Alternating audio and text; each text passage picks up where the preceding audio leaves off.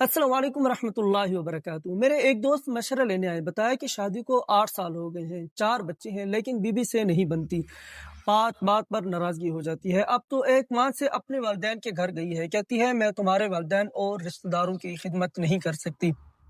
अगर वो घर में आएंगे तो मैं वापस नहीं आऊंगी। मैं बहुत परेशान हूँ।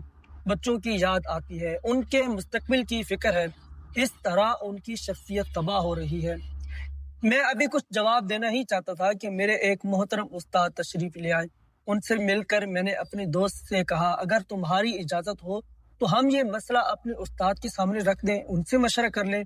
दोस्त ने कहा ठीक है, और उस्ताद को बताना शुरू किया। शादी को 8 साल हो गए, 4 बच्चे हैं, बीबी से नहीं बनती, नाराज होकर अपने माँ बाप के घर चली गई है। उस्ताद ने तवज्जो और खामोशी से सारी तफसील सुनकर पूछा, आपका निकाह हो गया है?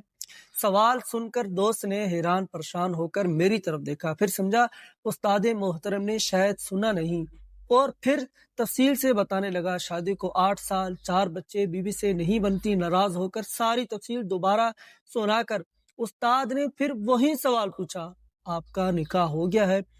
अब परेशान और शर्मिंदा होने का मेरा नंबर था। मुझे लगा उस्ताद ऊंचा सुनने तो नहीं लग गए, और मैंने उस्ताद के कान के करीब जाकर जरा बुलंद आवाज से फिर से सारी तफसील सुना दी। शादी, बच्चे, अनबिन नाराजगी, माँ बाप के घर रवानगी।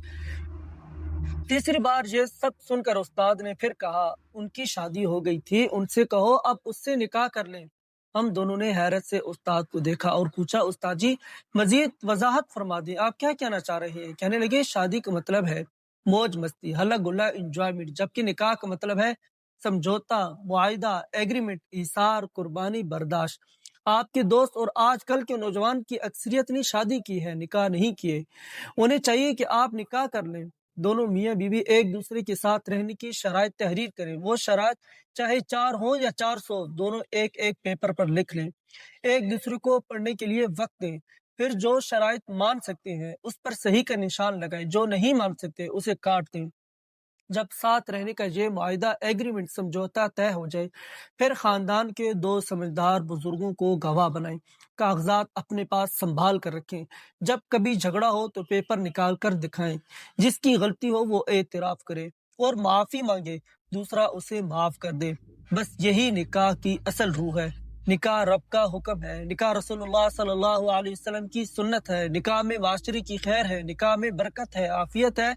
मेरे जिन भाइयों के निकाह होने वाले हैं, वो शादी और निकाह का फर्क अभी से समझ लें, और शादी नहीं निकाह करें। अल्लाह ताला बहुत करीम है, इंशाअल्लाह खैर होगी।